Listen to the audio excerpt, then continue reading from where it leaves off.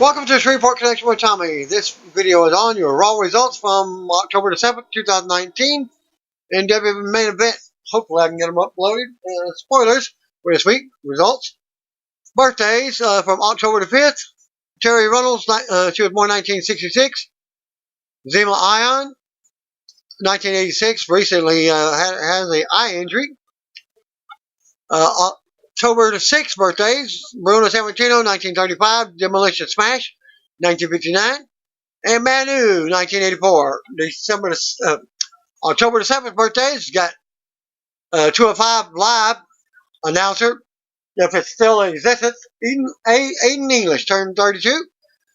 Former Divas champion Caitlyn turned 33, and Impact star Rhino turned 44. I believe Linda McMahon's birthday also during that time. But last month, a dispute between Dish and Sling and Fox led to a social media campaign from Fox asking customers to contact Dish and encourage them to come to a resolution. Thus, Fox FS1 has not returned to the programming yet. So if you're being cheated out of your programming, you need to have a lawsuit against Dish Network. Because it's part of your channel package, well, they need to replace some channels. You paid for it, you deserve your refunds. Disputes between the networks and providers happen often, and they're usually worked out at the last minute. This one did not get worked out before this Friday SmackDown premiere, though, as I was worried myself. But luckily, it's on the regular Fox network. Announcing on Friday, the two sides reached a new carriage deal that also includes FS1, FS2. According to the Wrap, 17 markets in 23 states have been blacked out since September 26, costing customers NFL games, a Major League playoff game, a Major League Baseball playoff game, and of course, SmackDown premiere. But if you have Fox Network, it's on Fox Network, your local Fox programming. We're pleased to announce that we have reached an agreement with Dish and Sling. They are immediately restoring their subscribers' access to the Fox networks and TV stations. A spokesman for Fox Corporation said in a statement, "We are grateful to our viewers for their patience during this disruption. But as of Wednesday, it has not returned to Dish Network." Hell Cell 2019 was one of the worst received pay-per-views in recent history. According to an article, most of the matches on the show were announced within 24 hours of the pay-per-view. The main event saw Universal Champion Seth Rollins retaining his title over the Fiend Bray Wyatt by disqualification. Yet, being in a Hell Cell, there are no disqualifications. Back to Dish,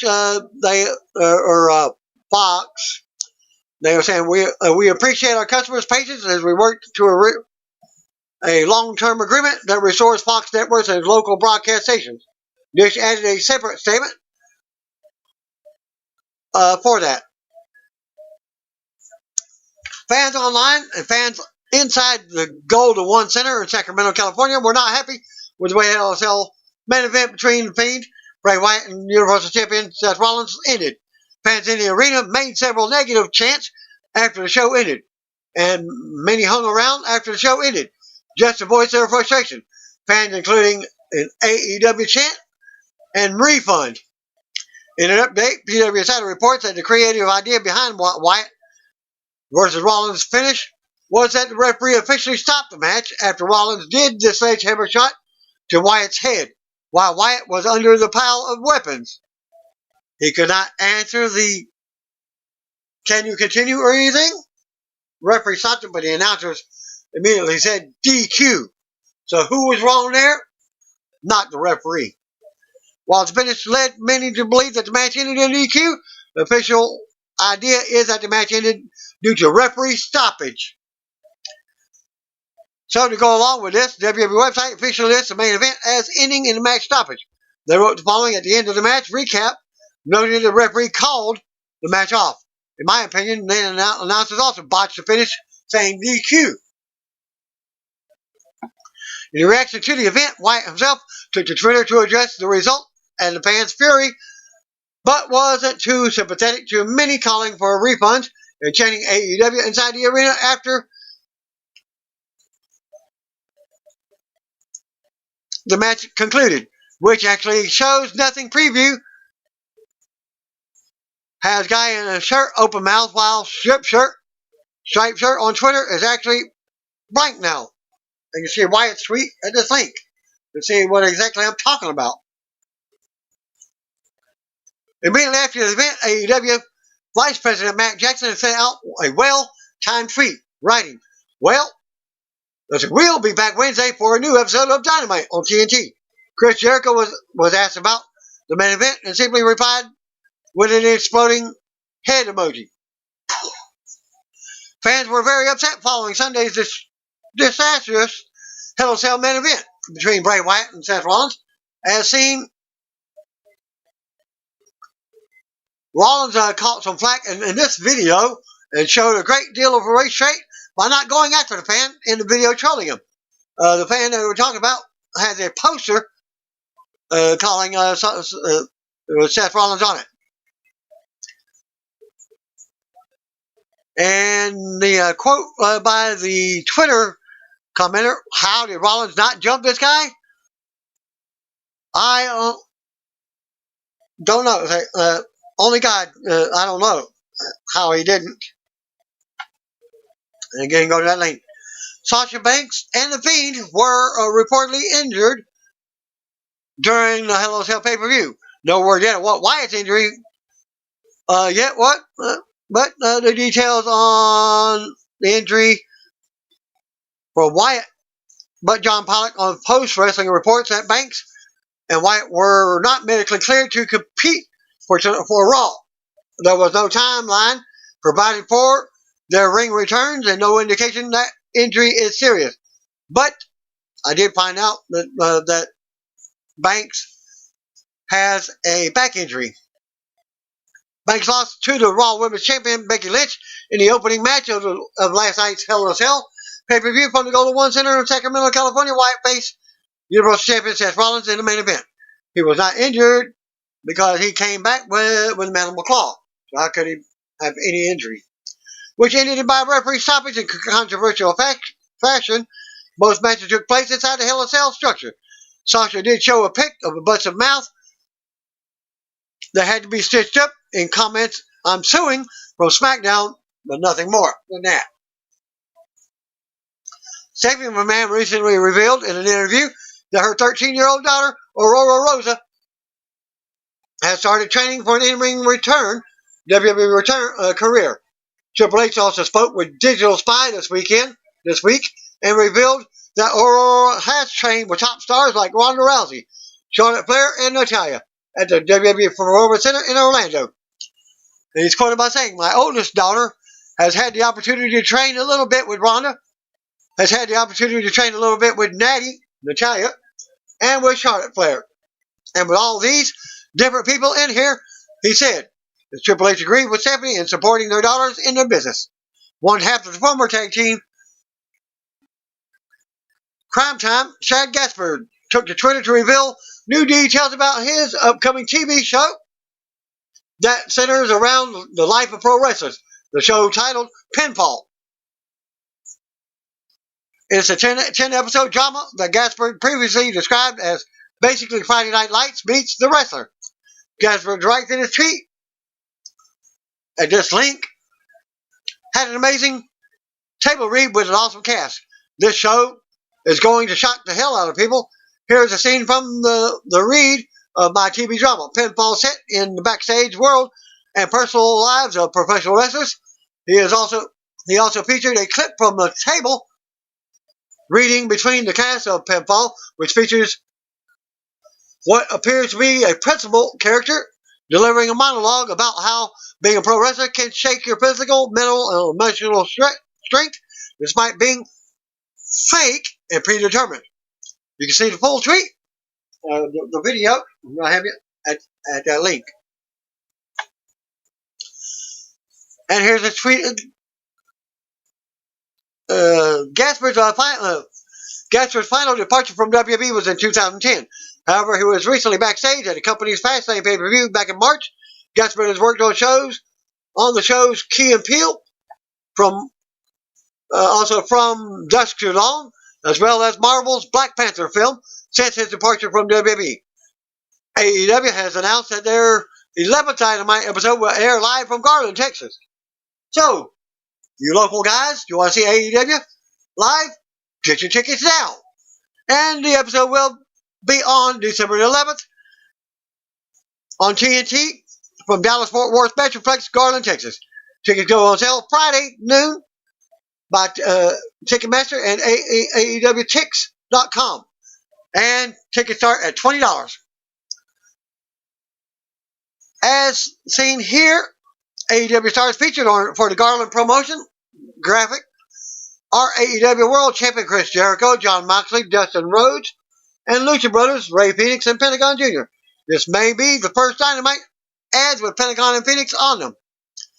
Current lineups for the next few AEW Dynamite episodes and the Full Gear pay-per-view. October 9th, from Agganis Arena in Boston, Massachusetts. Jon Moxley versus Shawn Spears. Young Bucks versus Private Party in an AEW Tag Team Title Tournament match. AEW World Champion Chris Jericho and Sammy Guevara versus Dustin Rhodes and Adam Page. Darby Allin versus Jimmy Havoc, with the winner challenging Jericho for the title the following week. And that was October 16th. Liacouras Center from Philadelphia, Pennsylvania. First ever AEW World Title Defense, Chris Jericho versus to be announced.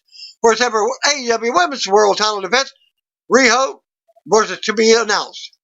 Nothing else. Wednesday, October 23rd. Peterson Event Center from Pittsburgh, Pennsylvania. Jon Moxley will be in action. Semifinals of the AEW Tag Team Title Tournament.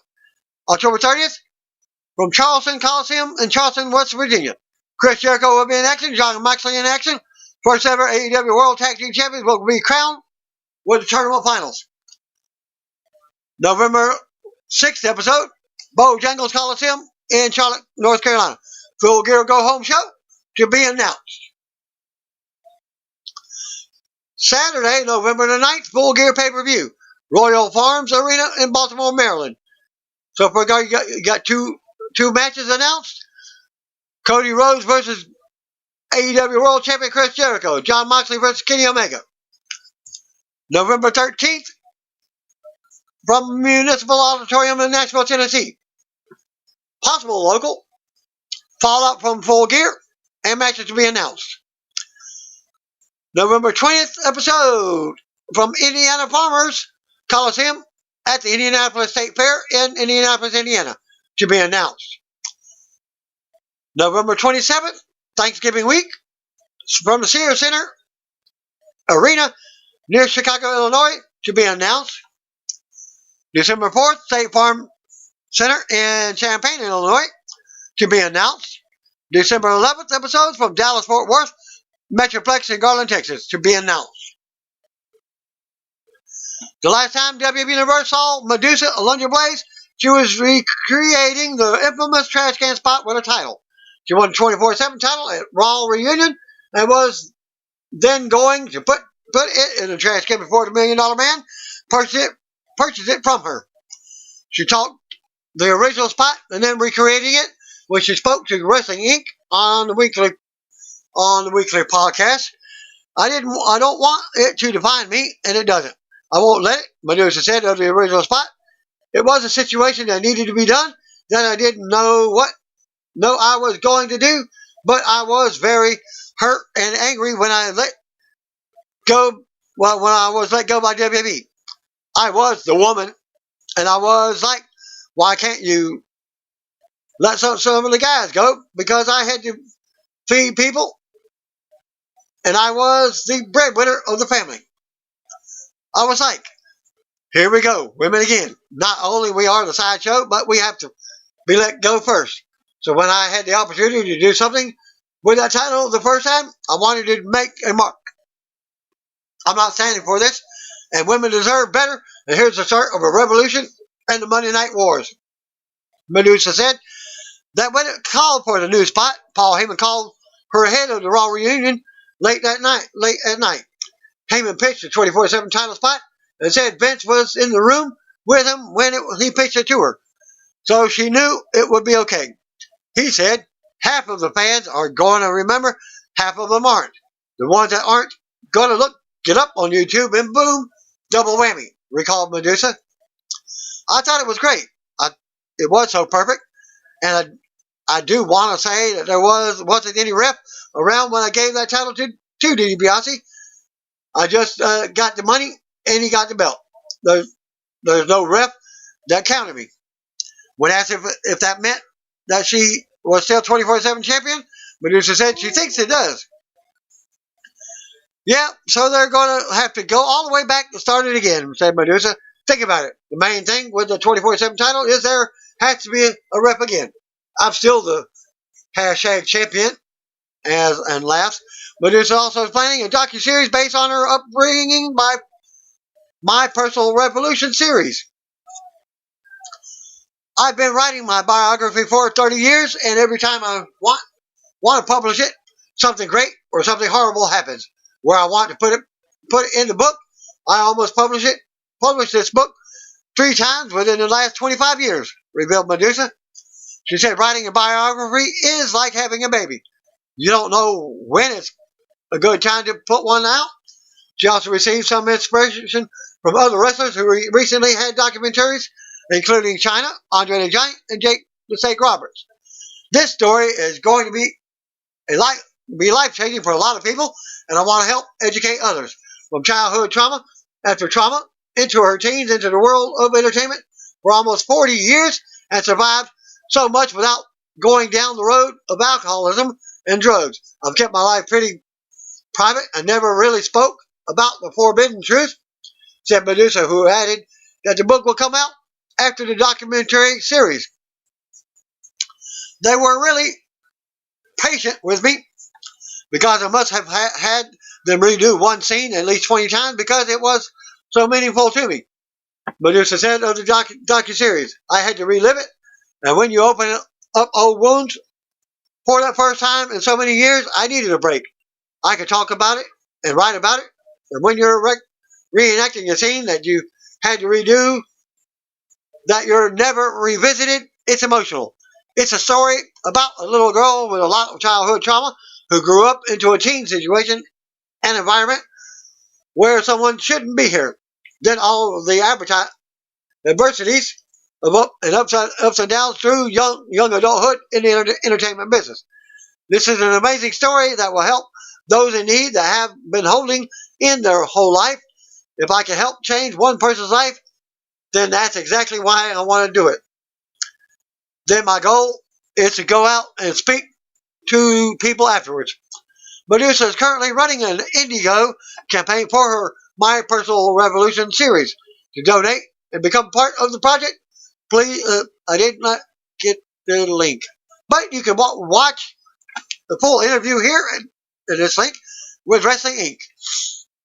as part of a recent episode of the weekly podcast. It can be heard by clicking on the link.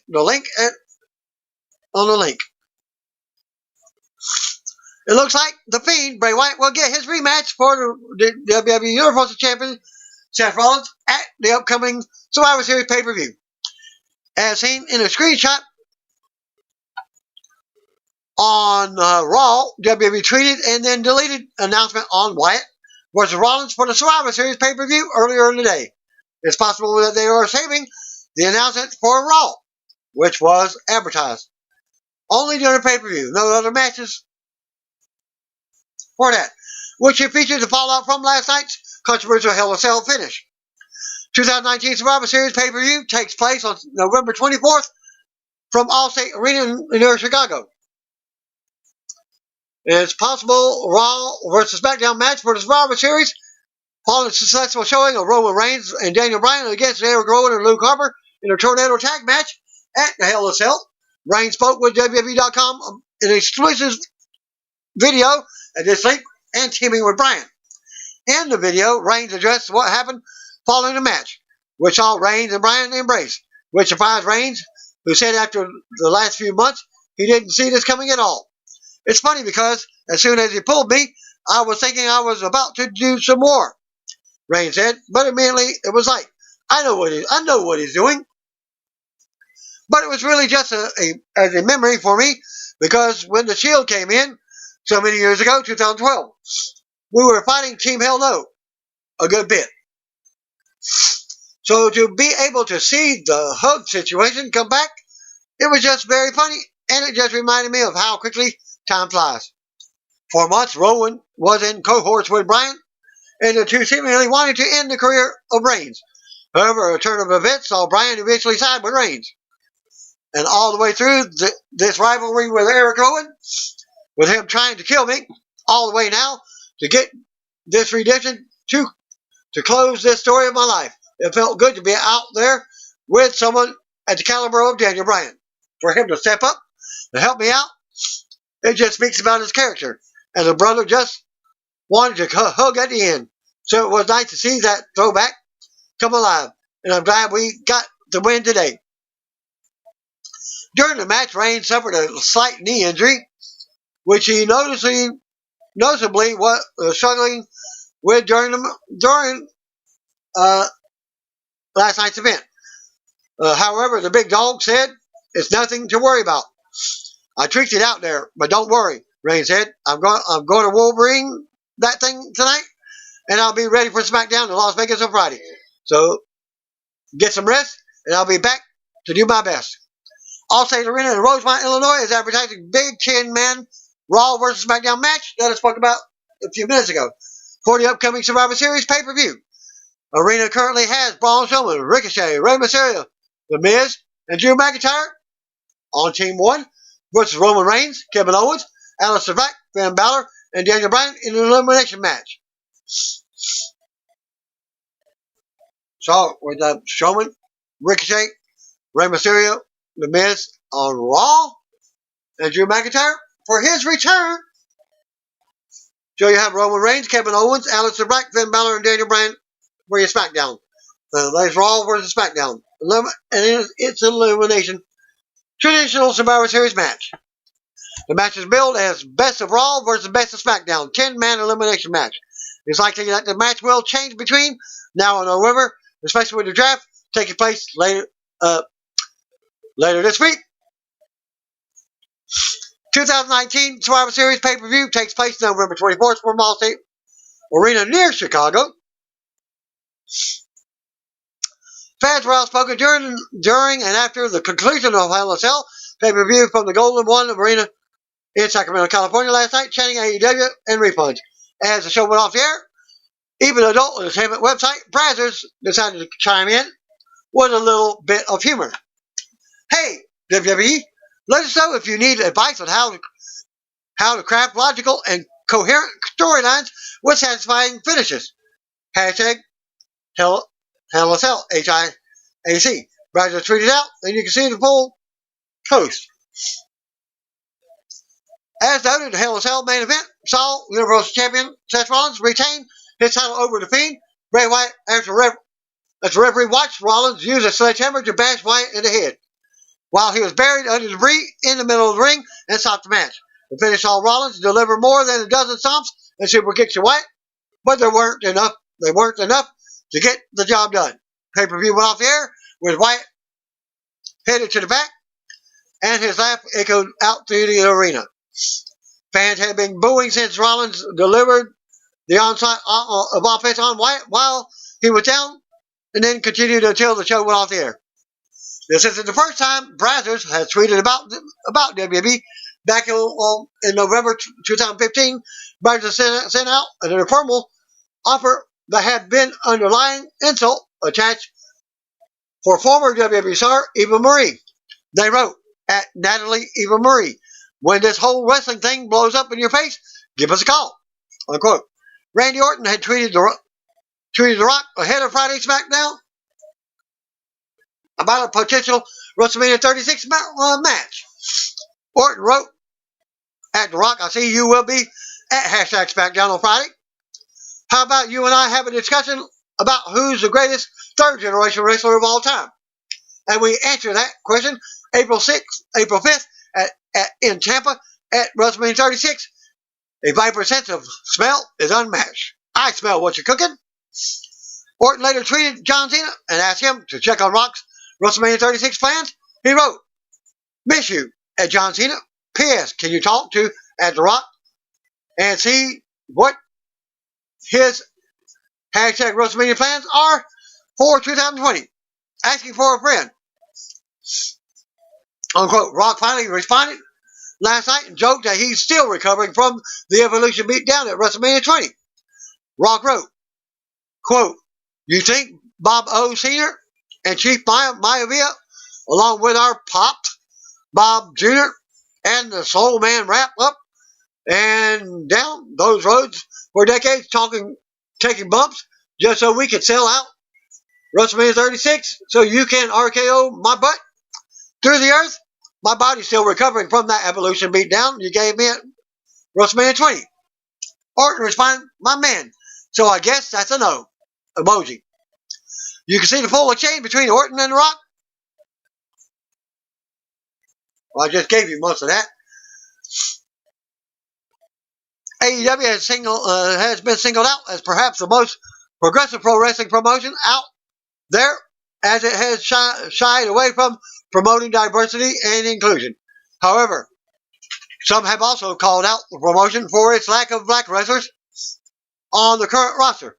Cody Rhodes was asked about that during a media call earlier this week that Wrestling Inc. was part of.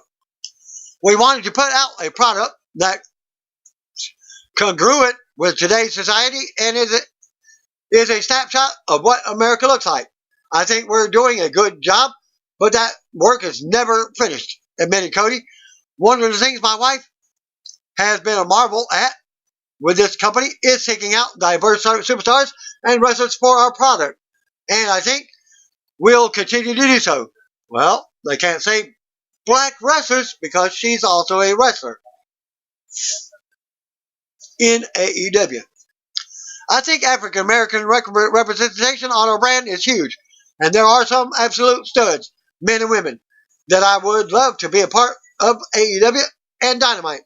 We are doing everything we can to provide the most diverse roster, and first and foremost, the best roster.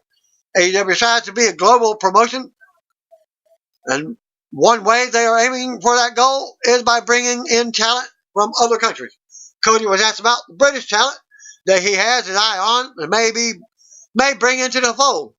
"I'm about to go over to the UK, and maybe I'll be doing a scouting trip when I go over there, but I think as we put effort on that partnership with the UK, with Fight and ITV, and our partnership is just in its gestation. It's slowly all coming to surface, thankfully, but I think it's important that there are homegrown stars," said Cody, before mentioning guys like Skip Sabian and Jimmy Havoc as stars. British Jimmy Havoc. Also, at a certain point in 2020, AEW is going to come to the UK. When we do, I would like to feature a great deal of homegrown talent. In more discussion about AEW's roster, Cody recently estimated that fans had only seen roughly 40% of their wrestlers. He admitted that estimation was likely a little off, while also saying there are some faces that AEW will reveal later. "I think that number comes from the fact that I didn't go to college and I'm not good at math," Cody stated.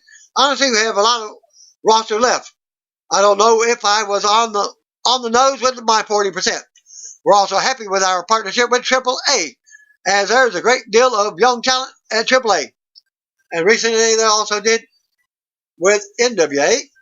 Cody then brought up Aerostar and Black Taurus as great young talent at AAA, and said there is a bit of flavor that WC Nitro had back in the day with their young Lucha Libre talent. "I think it is a little bit to do with me being bad with numbers, but there are a great deal of people we've held back to this point so that they could be a part of the Dynamite era specifically, said Cody. AEW has over 50 now wrestlers as part of their roster, and there are sure to be more additions on the way. Cody was asked if he had an ideal roster size ahead of their TNT debut. I'd say we probably in the 85% range for the first of Dynamite. With TV, there's a lot of emphasis on long form storytelling, so we're fairly full at the moment. Definitely, there's some gems along the way. Rebuild Cody. There's a misconception that anytime someone is disgruntled or has a bad Raw or SmackDown, they can immediately call or text me, and it would be done like that in terms of them going AEW. But I would say that would be a disservice to the crew we have now. Lots of the young talent that AEW has are unknowns to the casual wrestling fan, and Cody was asked what AEW is doing to help get over those wrestlers. Well, we have 2 hours of multiple play we call Dynamite. Not only those 2 hours, we also have shoulder content, which is very popular in terms of being the elite. And the Road to series, said Cody, it's about making a connection in something the UFC and HBO, when they are still in the boxing game, are doing incredibly well. They were making an effort to introduce you to the men and women before they stepped into the ring. Then you cared and you had love for somebody or ire for somebody. I think it's our job to do that, and taking a look at Dynamite shapes up. I think we're going to be successful with introducing new people, as far as the key to the human connection isn't giving them an artificial character. The key is showing the real character that they are and just turning that up. WWE taped the following matches from Bakersfield for this week's main event episode. Cedric Alexander defeated Cesaro. Again. SmackDown Tag Team Champions, the Revival defeated Zack Ryder and Kurt Hawkins. Raw from Rabobank Arena in Bakersfield, California. Post Hell in a Cell edition of Raw opens up with a video package looking at how Lana and Bobby Lashley recently returned during the match between Rusev and Universal Champion Seth Rollins. The video shows clips of Lana and Rusev together on Total Divas, along with his reaction to the big kiss between Lashley and Lana. We cut to the normal Raw opening video package, live from the Rabobank Arena in Bakersfield, California. Randy Orton and King Corbin already stomping on Rusev in the ring. Vic Joseph welcomes us to Raw. He's joined in by Dio Madden and Hall of Famer Jerry King Lawler. Orton and Corbin retreat to the floor as Rusev fights him off and stands tall. Bobby Lashley appears on the big screen, taunting Rusev. Lashley wearing his robe, revealing that he is at Rusev's home. In his room, standing next to his bed, Lashley takes the robe off and is wearing just his wrestling tights. He hops into the bed and gets under the undercomforter. Lashley says he's missing something that Rusev is also missing. A lot. Lana suddenly appears and in a robe of her own. Lana takes the robe off, but Lashley is covering her with a blanket.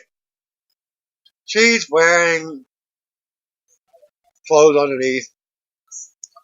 It was briefly shown. She hops into the bed and says everything is now in her name, and they no longer have joint checking accounts. Lana says it's all hers. Lashley comments on spending Rusev's money wisely. Lana says it looks like Rusev isn't having fun, but she is. Lashley corrects her. We are. Lana starts taking her lingerie off under the sheets. She laughs and cuddles up to Lashley.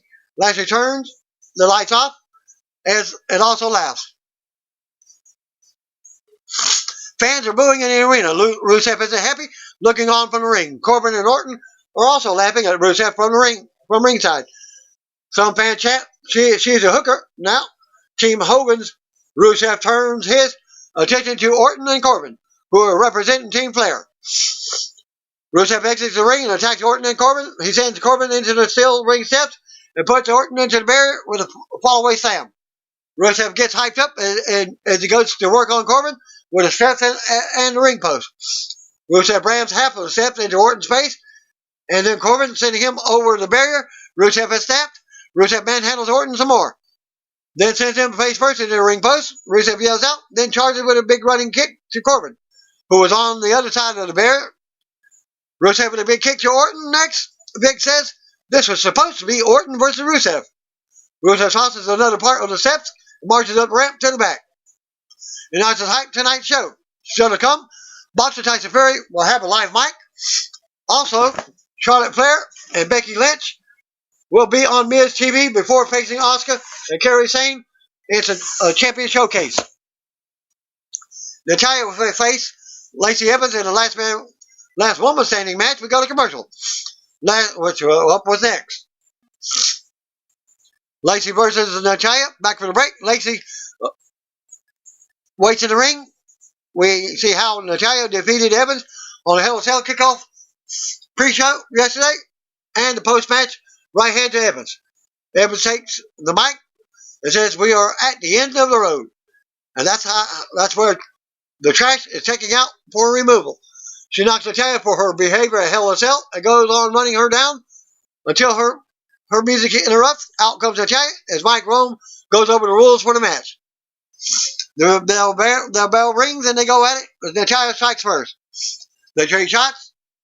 End up on the floor. Natalya backdrops Evans on the floor as the referee counts. Evans is brought up and Natalya slaps her in the face. Natalya with a suplex on the floor. Natalya works Evans over while she's down. Evans kicks Natalya to the floor. Natalya brings him back into the ring and nails the clothesline. Natalya goes for a sharpshooter and is locked in the middle of the ring. Evans tries to crawl for the rope, but that rule doesn't apply. Natalya breaks a hold and stomps, then slams Evans' face into the mat a few more times. Natalya talks some trash, but Evans kicks her and drops her to turn it around. The referee counts Natalya as Evans watches from the ropes. Natalya gets back up at 9. Evans kicks again, but it's blocked. Natalya drops Evans and turns it around. Natalya with a suplex and a kick to the ribs. Referee counts Evans, but she rolls to the floor. Natalya tries to drop kick Evans, but Evans brings her to the floor and swings her into the barrier head first. The referee counts Natalya again. Natalya makes it back up at 9 on the outside. So this is anywhere in the arena, apparently. Evans immediately kicks Natalya and knocks her back down. Evans goes under the ring and starts to bring a table out, but she stops and as the fans boo. Natalya gets back up at the 8 count, but Evans sends her into the steel ring steps. So go to commercial. No side wrestling during the commercial. Back for the break. Evans has Natalya down on the outside with a kendo stick. The count starts over as Evans delivers more punishment, but the referee keeps on. Evans takes a seat in the chair as the referee counts. Natalya's back up at 9. Evans grabs Natalya and sends her face first into the ring post. Grabs her by her hair. Evans taunts Natalya while she's down. Natalya gets back up at 9 again. Evans puts Natalya in the chair and traps her with a kendo stick over the lap. Evans floors Natalya while she's in the chair. Natalya is down and stuck with the kendo stick, keeping her in the chair. Remember the Batista storyline when he lost a match? When he was taped or roped to the ring post and ring ropes? He couldn't get back up. Referee counts. Natalya breaks free. Evans hits another kendo stick shot to keep her down. Natalya fights back and drops Evans. Natalya with a kendo stick shot to Evans now. Evans drops Natalya against the barrier. The referee counts. Natalya's back up at 9 again. Evans works her over and brings her back in the ring. Evans brings 2 kendo sticks in. Goes to work. Back on the floor. Evans with a neck breaker on the floor. Referee counts. Evans brings out a trash can with Natalya's name on it. She nails Natalya in the face with it to knock her back down. Evans goes to the top of the barrier and hits a moonsault to the floor. But it was botched. Now Natalya back up at 9 again. Evans brings Natalya up the ramp and hits a suplex at the top. Evans launches Natalya into the LED board on the stage. Evans sends Natalya into the announce table next. Evans clears the announce table off, but once again, Natalia's back up at 9. Evans knocks her on top of the table again. Gets up with her. Evans with suplex on top of the table. Does not break. Natalia rolls out off to the floor as the referee starts counting. Natalia gets back up at 9 again. Evans continues tossing her into the set. Evans goes for a suplex off the stage, but it's blocked. Natalia nails a suplex of her own, then power bombs Evans off the stage through a table for a pop as Evans cannot make it up. Natalia gets a win. After the match, Natalia stands on top of the announce table and poses as the music hits. Still to come, Champion Showcase, another episode of Miz TV. We see boxer Tyson Fury backstage with his family. Back to commercial. Back to the ring, announcers talk about WWE's Breast Cancer Awareness Month campaign with Susan G. Komen. Alistair Black backstage somewhere. Black says Raw is a place of competition and battle. Battle that he desires. Under his calm and collective demeanor, we all know that is not who Black is. No, he is unforgiving as fire and as cold as permanent as death. And all of this will tell us that Black is forever restless. Black wants someone to come on this WWE showcase and knock on his door to pick a fight. Street Profits backstage. They hype the WWE draft beginning on Friday SmackDown. They reveal their draft picks preview. Apollo Crews, Buddy Murphy, Drake Maverick. They go on about tonight's Raw and how Tyson Fury is here. We see footage of Fury's incident with Braun Strowman on SmackDown. And also show us some of the mainstream media headlines on Fury's WWE appearance. Tony Caruso backstage with Tyson Fury now. She asks why he's provoking Braun Strowman. He says he's not. Strowman tried making a fool of him when he was just watching the matches. He may have gone too far by jumping the barrier, but he was invited here to Raw tonight, and he wants an apology. Fury says if he doesn't get one, Strowman will get his hands. Robert Roode and Dolph Ziggler versus Viking Raiders. Tag team title match? Probably not. We go to the ring. Out comes Viking Raiders. Eric and Ivar. Back to the commercial. Back to the break. Raw Tag Team Champions Robert Roode and Dolph Ziggler are out for this non-title match. There you go. Eric starts off with Ziggler. Ziggler goes for a takedown, but it's blocked. They tangle and go to the mat. They go to the ropes and break. Ziggler with offense. Ziggler keeps Eric grounded. Eric comes back and drops Ziggler on his head. Ivar comes back in for a double team to Ziggler down. Ziggler tags Roode in as Ivar stares him down. Roode tries for a takedown, but Ivar slams him to the mat. Ivar scoops Roode, but Roode slides out and focuses on taking the leg and knee out. Roode unloads and looks to take Ivar down. Ivar shuts Ziggler down again. Ivar and Eric double team Ziggler and Roode with the power moves. Ziggler pulls Roode to safety and checks on him. The Vikings follow up and keep the attack going on the outside. Eric brings Roode back in the ring and keeps him down by his arm. Roode fights up and out. Eric counters and delivers a big knee to the jaw to rock Roode back to the mat. Ziggler checks on Roode again while he's down against the barrier on the outside. Ziggler rolls Roode back in the ring, but Eric rocks him in the corner. Eric launches Roode across the ring and clotheslines him back to the floor, into the barrier. Ziggler checks on Roode again and pleads with the Vikings as they look on from the ring, go to commercial. Back from the break, Eric fights off both opponents. Roode gets the upper hand and runs Eric into the barrier off of Ziggler's distraction. Ziggler drives Eric into the floor as the referee is distracted. Roode brings it back into the ring for a 2 count on Eric. Roode unloads on Eric and tags Ziggler back in, double team. Ziggler keeps Eric grounded in the middle of the ring. Ivar reaches for the tag, but Ziggler stops it. Ziggler with a neck breaker to Eric for a close 2 count. Roode tags back in for a quick double team. Roode with a suplex for a 2 count on Eric. Roode keeps Eric grounded with a headlock in the middle of the ring. Eric tries to fight up and out, but Roode takes him to the corner. Ziggler tags in for a double team, but Eric fights them both off and drops them both. Ivar finally gets a tag and launches Ziggler, then slams Roode. Ivar continues unloading on the champs with power moves as the crowd pops. Ziggler fights back and hits a zigzag on Ivar for a close 2 count. Ziggler gets frustrated. blaming the referee's count. Ivar blocks a super kick and drops Ziggler with a big kick of his own. Eric tags back in for a big double team, but Rude breaks the pin.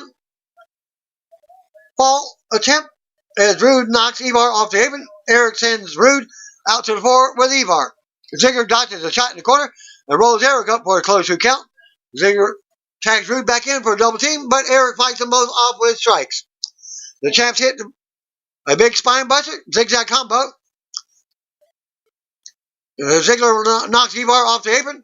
Rude covers Eric, but he kicks out at 2. Rude can't believe it. Rude calls for the glorious DDT. As he waits for Eric to get up, more back and forth. Raiders hit the big double team Viking experience on Ziggler for the pin in the non-title match win. And become number 1 contenders normally, but we'll see how that happens. After the match, Eric and Ivar stand tall as music hits. We get replays with the celebration. So they come champions versus champions, Tyson Fury. After backstage, somewhere once again, Black has second thoughts and he knows how this turns out. He's not waiting. Black is now headed to the ring to see who wants to pick a fight with him. Back to commercial. 2-on-1 handicap match, the Singing Brothers versus Aleister Black. I didn't watch this match. I decided to wash dishes or something. During the match, back from the ring, the Singing Brothers, Samir and Sunil, are in the ring dancing. They take the mics and talk about WWE Showcase was the best time for 205 Live's top tag team to return to Raw. They want to make a statement on why they should be top draft picks. They want to pick a fight with Aleister Black. Singing Brothers go to perform a Bollywood song, but the music interrupts. Out comes Black. Black marches to the ring and the Singing Brothers watch. Black launches himself into the ring and takes a seat. The bell rings and Samir charges, but Black immediately drops him with a big kick to the head. He rolls to the floor. Sunil talks trash and charges, but Black unloads and drops him with a big jumping knee. Samir comes in from behind and attacks Black. They talk trash. Black turns around and delivers Black Mass to drop him. Sunil charges in to fight, but Black applies a new submission and quickly gets the easy win. After the easy match, Black stands tall as music hits. We get replays come to Black staring out. Announcer show us the highlights from Friday's Fox premiere. Braun Strowman is backstage talking to a staffer. Back to commercial. Back for the break. Charlie is backstage with Braun. She asks about Tyson Fury wanting an apology for what happened at SmackDown. Braun says he was just trying to have some fun and ringside with Fury. But if Fury wants to take it all serious, Braun will too. Strowman says Fury has a mean right, but so does he. Strowman goes on and says Fury better take it easy or he will get these hands. Now to talk more about highlights from WWE Premiere Week, Vic leads us to a video showing Brock Lesnar destroy Kofi Kingston quickly to win the WWE title on Friday SmackDown. We also see how Rey Mysterio came out after a match with Cain Velasquez to get revenge for the Raw attack by Lesnar on Rey and his son. The video also shows the brawl with Cain and Lesnar. Charlie's backstage with Rey now. Rey brings up what happened and asks how Dominic is doing. Rey thanks everyone for their support and says in a way that he couldn't be prouder. Rey says Dominic's physical scars will heal soon, but the mental ones will take longer. Dominic is at home resting, but will be ready soon. Rey goes on about feeling helpless while being forced to watch Lesnar bully his son. He felt he let his son and his whole family down. Rey was sitting with his son in his hospital room when Cain, Dominic's godfather, walked in. Rey mentions how Cain took the UFC title from Lesnar and says he's the only man who can accurately brag that Lesnar fears him. Rey speaks in Spanish. Some says Cain is going to avenge what happened to their family and as he walks off. The end of the segment. The OC versus the Lucha House Party. Next match. Goes to ring for the 6-man match. First comes OC. Luke Gallows, Carl Anderson, a U.S. champion, AJ Styles. They hit the ring. We go back to commercial. Seems like a rematch from pay-per-view. Back to ring. We get a new backstage promo from Austin and Payne, Akam and Rezar. They talk about having the will to take food from another man. Not one tag team in WWE has the type of killer instinct running through their veins like they do. They were born and raised this way, and they enjoy it. They have the will to take your food, to take your money, to take your careers away from you. They have the will to do violence in WWE. That will means they will write their opponents' names in the history books. That is why they are called the authors of pain, AOP. We're going back to the ring. Out comes Calypso, lets Dorado, and Grand Metalik. As the OC awaits, Styles starts off with Calypso as they go at it. Calypso takes AJ down and unloads with kicks. AJ retreats to the corner. AJ charges, but Calypso arm drags and drop kicks him down. Anderson tags in, but Calypso quickly takes control. Lance tags in for the high-flying double team. Anderson turns it around, but Dorado takes him down with an arm drag. Dorado keeps Anderson grounded in the middle of the ring now. Metallic comes in and keeps Anderson grounded. Anderson fights up and out, taking him down, taking him to their corner. Gallo tags in and works over Metallic in the corner. Anderson comes back in and keeps Metallic down. Anderson drops an elbow for 1 count. Lucha House Party ends up unloading all 3 opponents and clearing the ring. They go to the ring to fight, but to different sides of the ring side area, taking down the OC.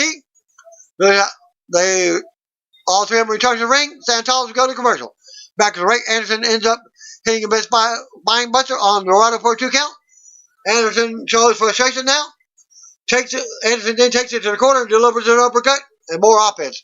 Lance fights back and hits a big crossbody from the ropes. AJ tags in and stops Lindsay from crawling to make a tag. Lindsay counters AJ and tags in Calypso. Calypso unloads on AJ and hits her Hurricanrana. Calypso with a springboard kick to AJ. Calypso fights AJ face first with another Hurricanrana. AJ kicks out at 2 with help of Anderson. Metallic and Anderson get involved. Calypso dumps Gallo to the floor. AJ blocks a little to the soul. AJ counters the move and nails the kick. AJ rocks Dorado off the apron with a forearm. AJ brings Moore back in with a phenomenal forearm to Calypso for the pin and the win. After match music hits but stops as the OC sends Calypso to the floor. Gallows brings Metallic back in the ring for a magic killer. Dorado runs in, but they stomp away on him. AJ goes to the second rope as Gallows and Anderson deliver Dorado to him. AJ was super style smash to the mat. The OC stand tall in the middle of the ring as the music starts back up. We go to replays. The announcer show us stills for the Hell in a Cell match between Sasha Banks and Raw Women's Champion Becky Lynch. Still to come, Becky and new SmackDown Women's Champion Charlotte will be on Miz TV. Back to commercial. Still to come, Tyson Fury. We go to ring. Out comes Miz for another must-see episode of Miz TV. Miz gets pyro on stage for his entrance. Miz takes the mic, does his usual intro for Miz TV. Miz says, Premier Week will choose for WWE, and all the celebrities come out to see the A-lister, including The Rock, King Velasquez, and Tyson Fury. Miz introduces his first guest for night, and out comes Raw Women's Champion Becky Lynch. As pyro goes off, Lynch takes a shot and the mic. It says, hello to Bakersfield. Miz introduces the second guest, and out comes SmackDown Champion Charlotte Flair. Miz brings up how Lynch retained over Sasha at Hell in a Cell. He gives a plug to their movie together, The Marine 6, and goes on about everything Becky's done in the past year. Fan chat Becky now. Becky says accomplishments are great. Making history is great. But the fact that the matter is that the last night's Banks beat her all the way through hell. And she'll probably never be as banged up as she is today. But if Banks were here right now, Becky would remind her that she got her butt kicked by the man.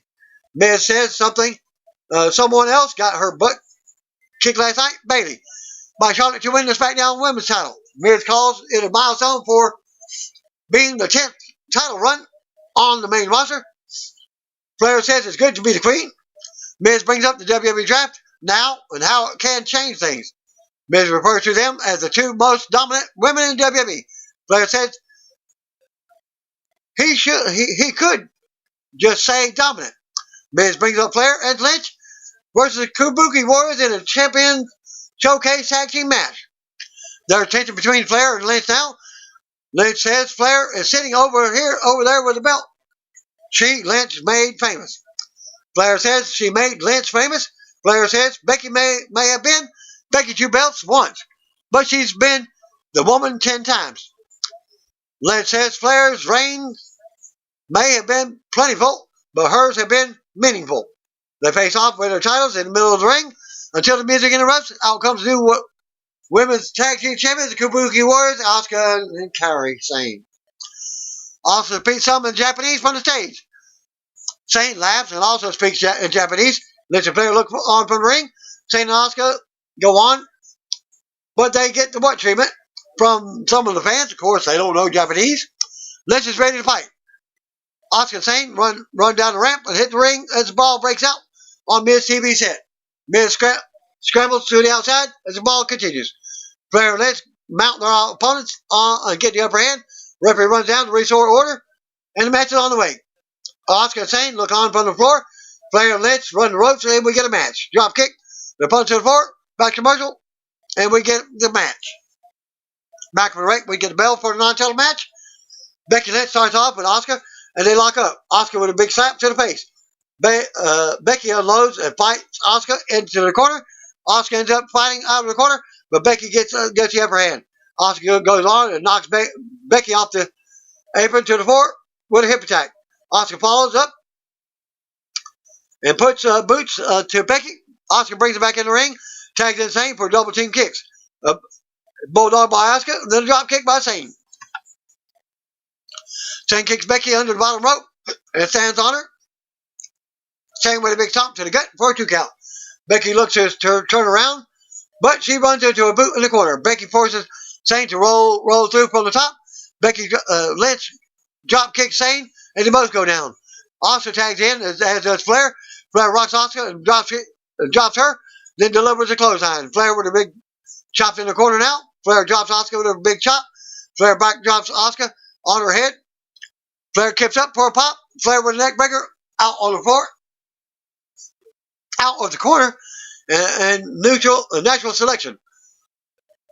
Asuka rolls to the floor to avoid the pin by Flair. Flair goes up top, delivers a moonsault to the floor, taking both opponents down. Fans pop as Flair brings Asuka back in the ring.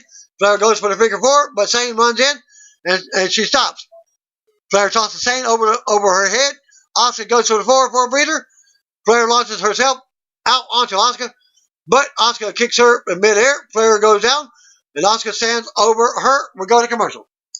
Back for the break. Sane drops Flair. Sane goes up top to fly, but Flair catches her in midair and slams her. Lynch tags in and stops Sane from tagging. Lynch with clotheslines and more offense for Sane. Asuka runs in, but Becky nails a big exploder on her. Lynch goes to the top, hits a missile drop kick to Asuka. Sane rocks Becky with a big back fist. Sane drops an elbow on Lynch and drags her over to the corner. Sane signals for the big elbow and climbs to the top. Lynch cuts her off and blocks her. Lynch launches Sane to the mat from the top. Sane kicks Lynch, but she comes off the second rope with a leg drop. Sane kicks out at 2 as Asuka breaks it up. Flair runs in and knocks Asuka off the apron with a big boot. Sane takes out Flair's knee. This leads to Becky applying the disarmor on Sane. Asuka runs over and space screen miss at Becky to break it up. Sane takes advantage and rolls Lynch up for the pin and the win. After the match, music hits.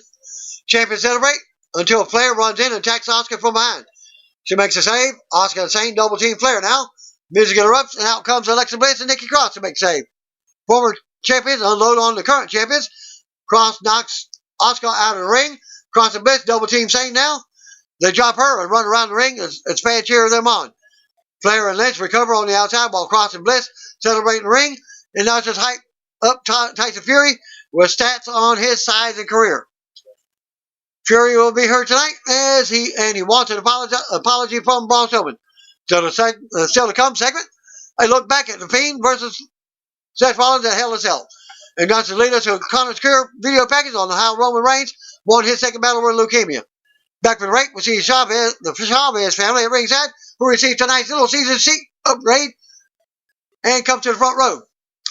Vic Joseph shows us a replay of tonight's earlier segment with Lana and Bobby Lashley in the bed. while Rusev one time. Tony Cruz is backstage with Apollo Crews now, trying to bring up the WWE draft and tonight's match with Ricochet. Cruz says he's been grinding and staying positive and motivated for so long now, but tonight it's nothing personal against Ricochet. It's just Apollo's showcase, as they are friends, as he walks off. Viking Raiders are backstage somewhere. They address Robert Roode and Dolph Ziggler, saying they learned earlier tonight that no one can keep the Vikings from their fate, and they say that they will raid next Monday and become the new Raw Tag Team Champions. Sarah Schreiber is backstage with Ricochet. She asks how he feels going into his showcase match with Apollo Crews. Ricochet says if he gets drafted to SmackDown this week, this would be his last Raw appearance, and there's no one he'd rather share the ring with than a legit best friend in Crews. Ricochet goes on and says he's always ready to prove that superstars can be real. Superheroes can be real. Walks off. Ending the segment. That match is up next. Ricochet versus Apollo Crews. We go right to the ring. Ricochet makes his way out. Back to commercial. Back to the rate. The bell rings and Apollo Crews is out next. They go at it.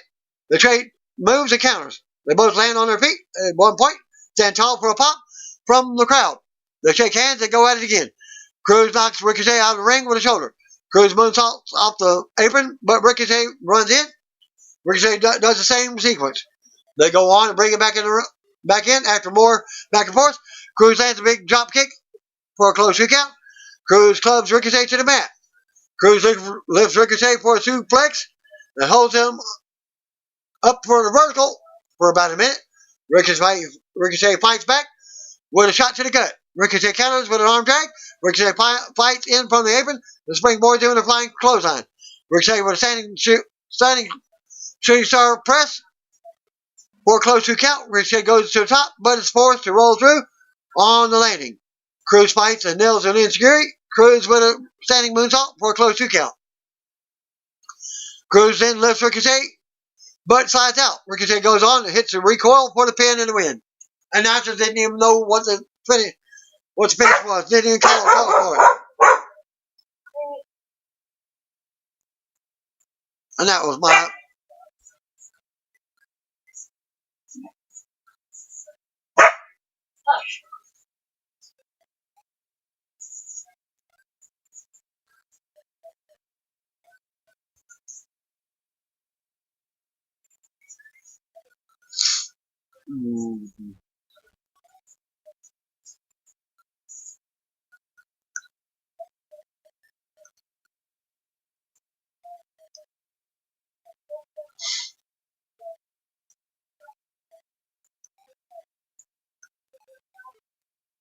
Alright.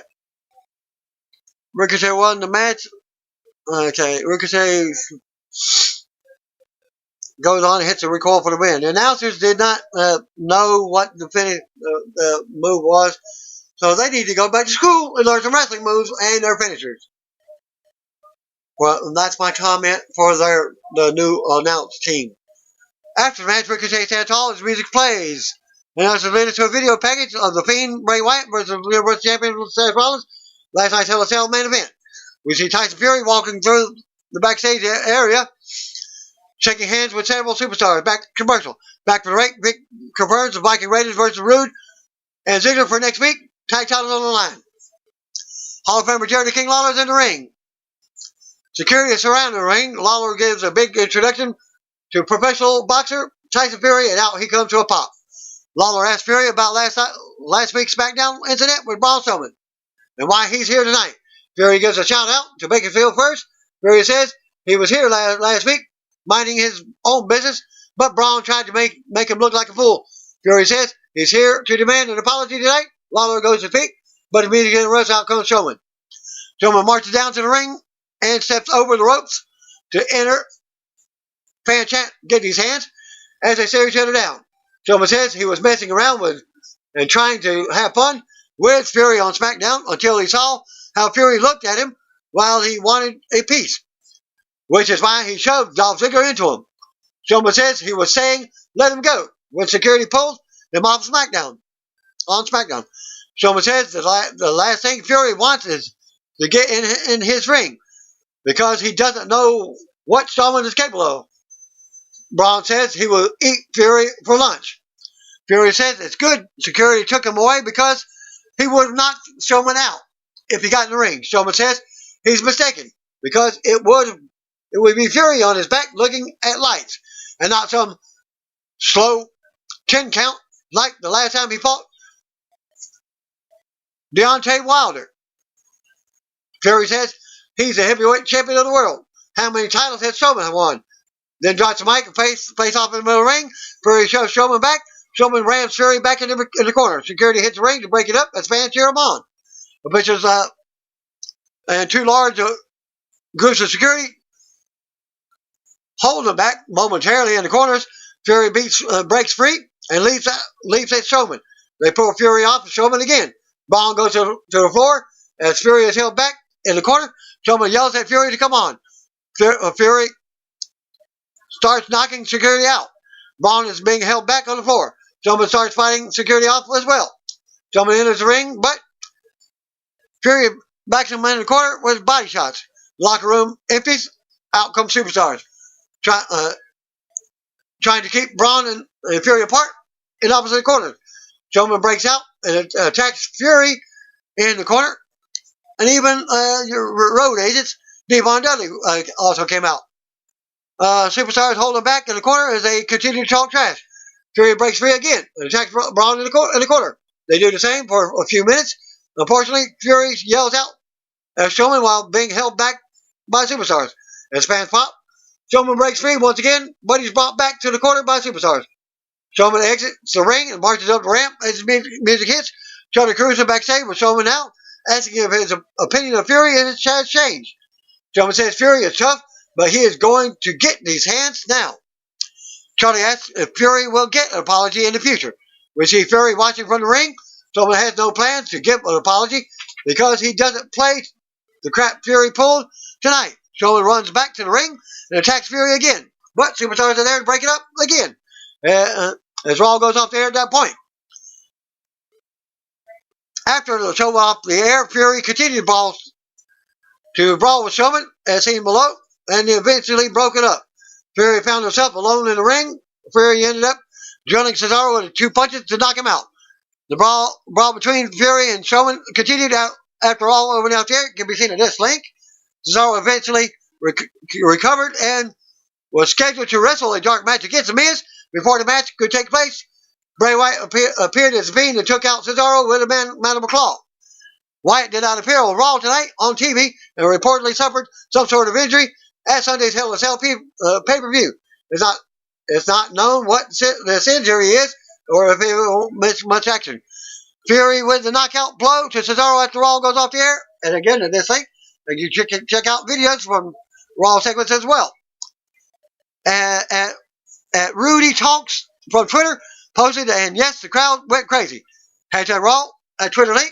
And that concludes my results for Raw and W main event. Thanks for being out. See you in one video. If you don't know what you call me, brothers and sisters,